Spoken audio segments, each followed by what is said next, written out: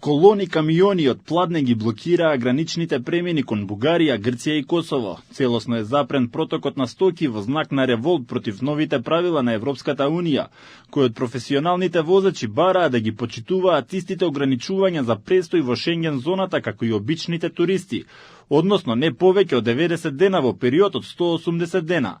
Министерот за транспорт Николовски со поддршка до транспортерите. Тој на маса понуди 3 решенија за прекин на блокадата која од денес па во наредните 7 дена ќе се одвива на сите гранични премини и во Македонија, во Србија, Црна Гора и во Босна и Херцеговина. Првото решение е да се одложи примената на новиот електронски систем за превозниците.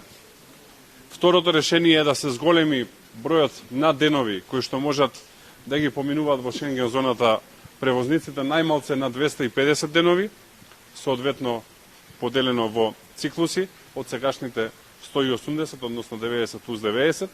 И третото решение е да не се третираат како туристи професионалните возачи и превозници, туку да се третираат онака како што треба, како професионалци. Николовски посочи дека на представниците на Европската комисија со години се обидувал да им ги предочи овие работи, но дека не наишол на доволно слух, а доколку во најбрзо време не се најде решение, ваквата состојба ќе има сериозни последици, не само за македонската и регионалната, туку и за европската економија. Николовски веќе разговарал со министерот за транспорт на Грција, а ќе направи обиди да разговара и со Бугарија, иако таму во моментот има техничка влада, а во среда заминува за Загреб да разговара со својот хрватски колега за надминување на проблемот. Зборувам за земји кои што се членки на Шенгена, ни се директни или индиректни соседи, како и можеле да прават дополнителен притисок. Од Асоцијацијата на Сдруженијата на работодавачите на превозните трговски друштва на Македонија, Макам Транс, велат дека протестите ќе продолжат и во наредните 7 дена, но ќе бидат затворени граничните премини само за товарен сообраќај. Од Сдруженијето Макам Транс велат дека преминувањето на граѓаните останува отворено и дека ќе се направи исклучок за преминување на камиони со лекови, жива стока и муниција. Од Макам Транс објаснуваа дека Европската Унија на овој начин прави дискриминација и се обидува да ги спречи да работат. Професијата професионален возач не е турист, не е мигрант, него е работи, вработен е во сопствената држава, возилото е регистрирано во сопствената држава и едноставно може да кажеме дека Европска Унија на овој начин сака да не запре да работиме.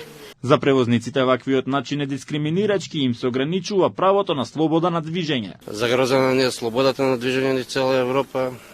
Не можеме да заработуваме за дома, сите имаме семејства, фамилии.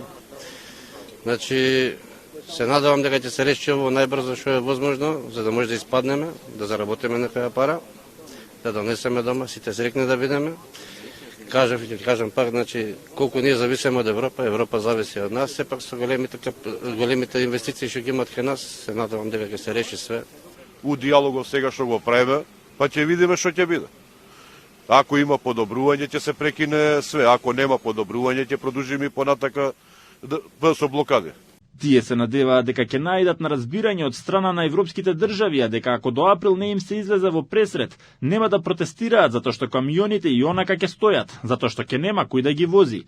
Тогаш последиците ќе бидат уште поголеми и сите ќе ги почувствуваат.